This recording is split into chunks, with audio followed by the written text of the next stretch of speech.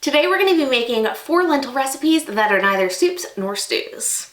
Because while lentil soups and stews are delicious, they've already kind of been done. So we're going to do something else. Hi there, I'm Val. I made the recipe website Very Vegan Val, and if this video seems a little bit familiar to you, that's because I already made it. About a year ago now, I made a video of 4 lentil recipes that are neither soups nor stews. You can view that above. It did pretty well, but here's the thing.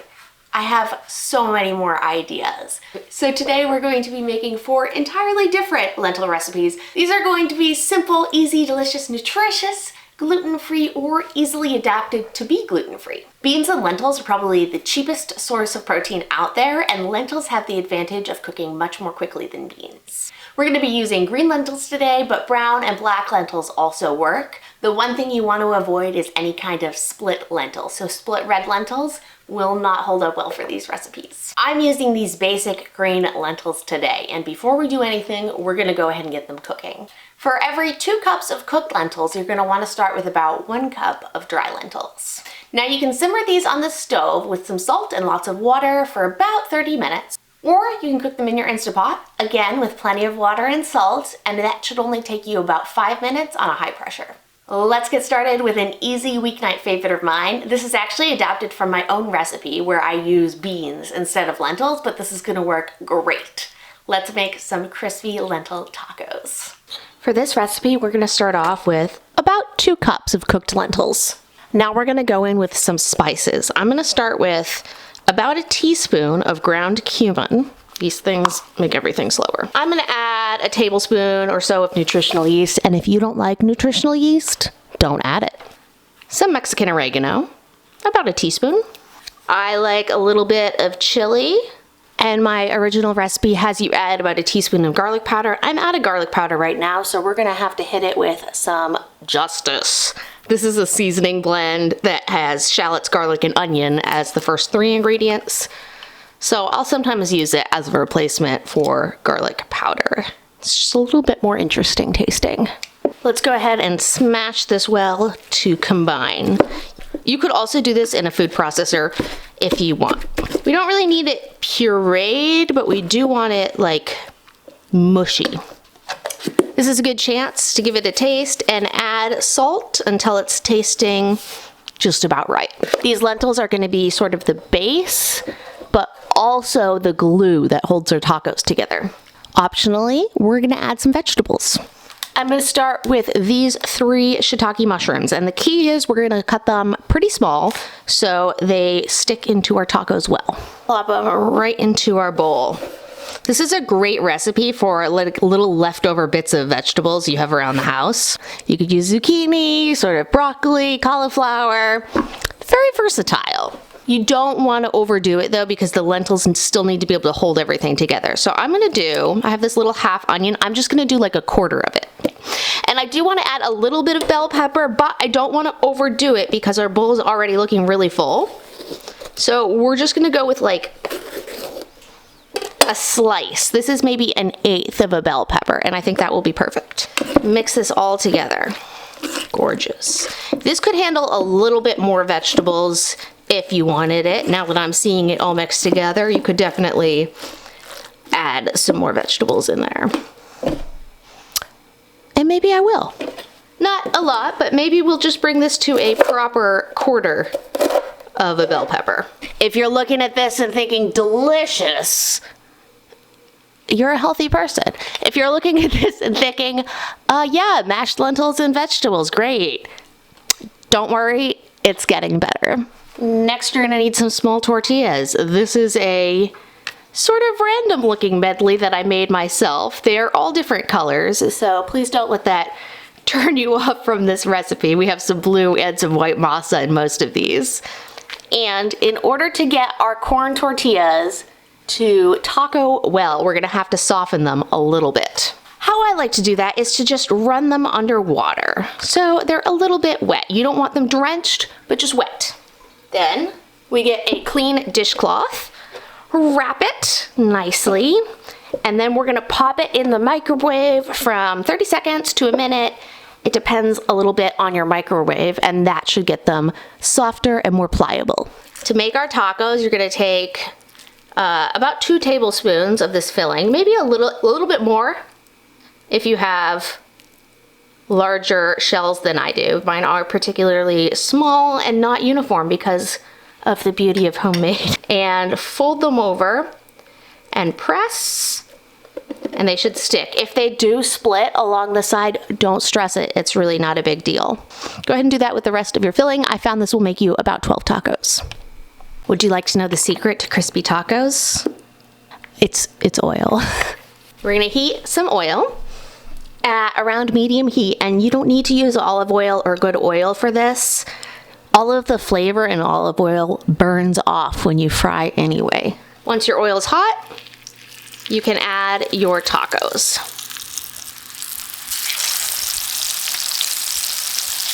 You're gonna wanna work in batches, and they just need a couple minutes on each side to get nice and crispy.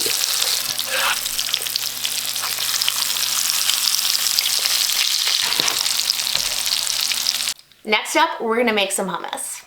Our lentil hummus is gonna be smooth and creamy and delicious, just like chickpea hummus, but we're gonna add a little bit of a twist and give it some green chili flavor. Again, we're gonna start off with about 2 cups of lentils, and I've got it in my handy dandy Cuisinart food processor. I have a vintage model, which I love because it works so well, but the plastic is letting me down these days. Now we're gonna add all the things that makes hummus delicious. I'm gonna go with 2 cloves of garlic. Most of the time I make hummus, I really just make as I go. I tweak and I add bits of this and that. So I'm not really used to doing it this way, but I'm trying for you to get some relatively consistent measurements. So we're gonna go in with about 1/4 cup of tahini, the juice of a lemon, some olive oil. I'm adding a couple tablespoons, and then I'm probably adding more. How I do oil in my hummus is I just add it until it looks the right amount of creamy. So this is your basic hummus. You blend it up and eat it just like that. Or you could add flavors. Now there's so many options of different flavors you could add. You could do the sun-dried tomato, the roasted red pepper, the everything but the bagel spice. Some of them you add to it. Some of them you would add on top of it. I'm gonna go ahead and make this our own with a handful of fresh cilantro and this can of green chilies. Let me go ahead and open and drain it first. I'm gonna take just a small scoopful and set them aside to use as my garnish later. Optional, of course, but I like things to be pretty. And then we're just gonna add the rest of this 4-ounce container straight to our hummus. Let's go ahead and give that a process. This is more runny than I want. So I'm gonna go ahead and add some more tahini to help thicken it. I would hazard a guess we've done about 1/3 cup of tahini in total. I don't think we're gonna get much creamier than that. It is a little bit on the thin side, but I think if we just set it in the fridge, it will thicken up to be a great texture. Probably dry your lentils off a little bit better. I just drained mine, but you might want to pat them dry with a dishcloth, and then I imagine you'll have less excess moisture in your dip. We're gonna add just a little bit of oil on top. The green chilies that we set aside, I'll just place those in the center. And then let's just add a few beautiful leaves of cilantro. I'm gonna sit this in the fridge and let's get all of our other lentil recipes done. In order to try the hummus that we made, I think we're gonna need some sort of a cracker. So just for funsies, let's make some lentil crackers. I'm actually gonna use the split red lentils for this one. I've never made lentil crackers before, so I used another recipe to sort of base mine off of, just using the general proportions as to like the amount of liquid and the amount of lentils. And I kept on running into issues and I didn't really realize what was wrong. Let's mix this together and hopefully we get a dough. Well. And after I had problem after problem where what I made was not matching up with where the recipe said I should be, I went ahead and I took a little bit of a closer look at this recipe, and yep, it was AI. I should really know better. I've made an entire video about how to spot AI recipes, but I was not paying attention. So instead of sharing how I managed to cobble this together and make it work, I will provide a lentil cracker recipe from a more reputable source in the description box below. Next up, we're going to make some crispy oven roasted chickpeas. Now, I love these because they're very versatile. You can do all sorts of things with them. So you can put them on salads, you can put them on rice bowls, you can make them into tacos. But today, I thought we'd make a lentil avocado toast. We're going to start off with about 2 cups of cooked lentils, just like before. Actually, I only have like this left, so we're gonna start off with closer to 3 cups of cooked lentils, but then we're gonna add some oil. Whatever oil you want to use is fine. I'm doing about 1/4 cup. You could certainly do less, especially if you're doing fewer lentils. And those are actually the only 2 integral ingredients. I guess salt too, probably. Everything else is just about flavor. And for our flavor, I'm gonna do some zaatar. I would say a good tablespoon. And then let's also add some salt. Toss this around so everything gets coated in all the spices. Line a baking sheet with parchment paper and transfer the lentils onto it. Ooh, I might need 2 baking sheets. Spread them out as much as possible. Let's hit them with a crack of freshly ground pepper. And that's it. These are gonna go in the oven. We need the oven high, so I think I'm gonna go around 425, and we're going to cook them for, say, 20 minutes. Our lentils are done and crispy. They did end up taking half an hour, but I think what actually made it work in the end was just separating them between the 2 pans, because my pan definitely was a little overcrowded. Let's make some toast. Toast. We're gonna add smashed avocado. I just added a little bit of lime to this, nothing else. Now a generous amount of these crispy lentils. I'm gonna add another little sprinkle of zaatar on top. A lot of zaatars have sesame seeds in them, but this one doesn't, so I'm just gonna add a few black sesame seeds as well. A little sprinkle of cilantro, very finely chopped. And to finish it off, just some flaky smoked salt. She's beautiful. I said these recipes were quick and easy, and this last one maybe is not so quick, but it still is easy. In order to get this recipe started, we're gonna have to go back in time 3 days. These lentils have been soaking overnight. We started off with 1 cup of lentils and just let them soak for about 24 hours. Now we're gonna drain all the water. All you really need to sprout lentils is a top that's going to allow air and water to flow, but will keep the lentils in. So a really good option is just a bit of fabric. You wanna make sure it's nice and secure, and then you're actually gonna store it upside down so that excess water can leak out. I'm storing it on a draining rack over my sink, which works great. The only thing you wanna make sure is that however you're storing it, water and air can flow. So if you're doing it on like a plate, say, put like a lid like this underneath it so that so that air is able to flow. Now we're just gonna leave it, and about once every 12 hours, I'm gonna fill it up with water, rinse it around, and then drain it again. And we'll just keep on going like that until they're ready. And this is the product of 3 days of sprouting. Let me get you a close-up. After 3 days, our 1 cup of lentil has pretty much filled this quart-sized jar. Now, you typically do need to cook lentils in order to consume them, but not when they're sprouted. These, we can eat raw. For our last recipe, I thought we'd make something really fresh, something that honestly you would have no idea was lentils. So let's make a crunchy toasted coconut lime salad.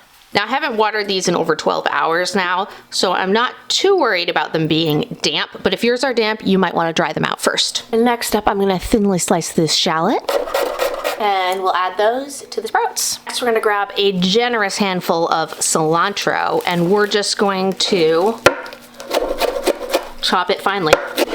In it goes. Let's go ahead and make a quick salad dressing. Ignore the bits of cilantro. We're gonna start off with soy sauce. That's really the base of our dressing. And we're gonna start off with about a 1/4 cup lime juice next. I like to do the zest and the juice, but you do what you want.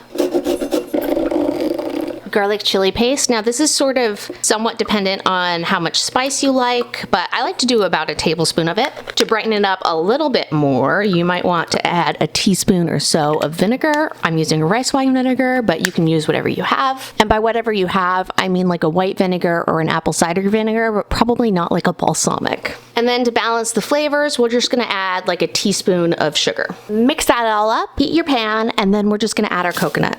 I'm heating this to a medium high, but it doesn't really matter. Just cook, stirring until it starts to turn golden and smells very fragrant and delicious.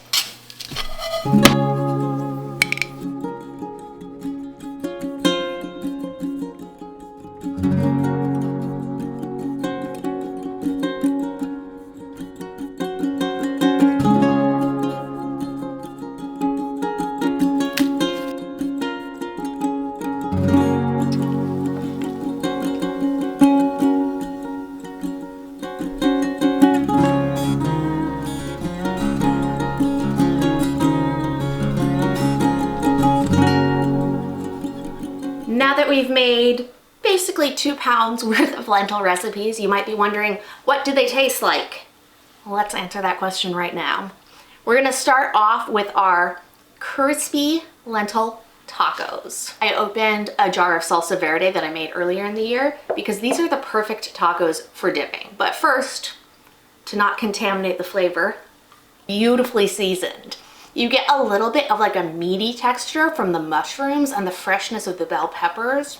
Perfect. The outside of the tortillas develops this almost like grainy coating from little bits of bean that get in your oil and sort of adhere themselves. And it's, frankly, it's delicious. It's an amazing, crispy, crunchy, slightly grainy texture. And I hope you're not hearing grainy in a negative way because it genuinely is a delicious experience. I just can't think of a better way to describe it than textured? I don't know.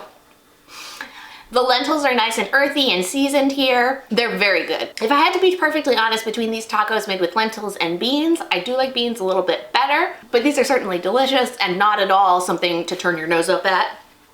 A great, easy, quick, affordable recipe. I think without frying them, they'd be pretty boring and not something that I would be into eating, but because of this crispy shell, they're really delicious and just very Moorish. I could and have eaten a lot of these tacos. We've got lentil hummus with lentil crackers. The crackers were a little bit of a struggle. Don't follow AI recipes. I'll put a link to my video that talks about that in the description box below, and let us give this a try. That hummus is so silky and creamy. The cilantro and the green chili don't hit you immediately, but sort of after that first initial creamy tahini hummus goodness, you get that flavor in your mouth. It's really nice. Homemade hummus is always so much silkier and creamier than store-bought hummus. Honestly, I actually enjoy both of them, but there's something special about homemade. I was a little bit worried that a lentil hummus might not get quite as creamy as a chickpea hummus, but I assure you, it really does. It's a great hummus vehicle. It doesn't have quite the same taste as a chickpea hummus. It's a little earthier. I think the best way to say it is just a slightly different flavor, but not horribly different, and certainly not negatively or really positively different, just a little different. Next up, we have our crispy lentils and our crispy lentil avocado toast. I'm just gonna try a couple lentils first. Beautiful zaatar flavor, very crispy, definitely a topper. I'm probably actually gonna throw some of these on top of this hummus after the video's over. They're just the thing that can really take a dish over the top. I think this would be amazing on a rice dish. Of course, it would be great in a salad, but how about an avocado toast? Let's find out. The avocado is so creamy, and then you have like the crunch of the toast and the crunch of the lentils on either side of it. The cilantro adds a little bit of sort of much needed freshness, but altogether, delicious dish. Would recommend. Last but not least, we have our sprouted lentil salad.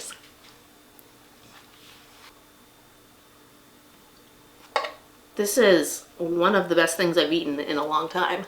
The lentils are so crunchy, crispy, fresh. And then you have the toasty, rich coconut flavors, the freshness from all that cilantro, the bite from the onion, and then top it off with that lime and that soy. It all tastes just so fresh and so bright. It is kind of mind-blowing to think that a couple days ago, this was a bag of lentils that had been sitting in my pantry for who knows how long.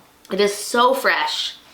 It is so alive tasting. I mean, honestly, all these other lentil recipes were really good, but this is definitely my favorite.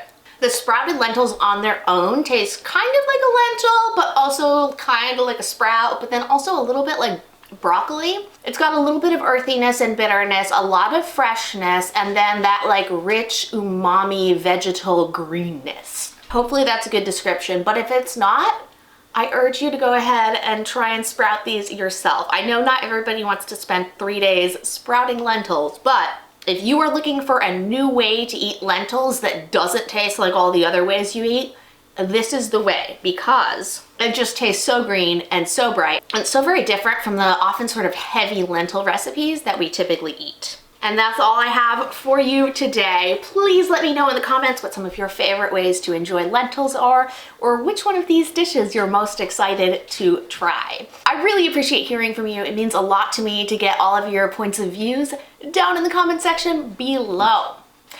If you liked this video, you could also give it a thumbs up. And if you really liked this video and want to see some of the other content we make sure you're subscribed and have your notifications turned on so you'll see when we next post.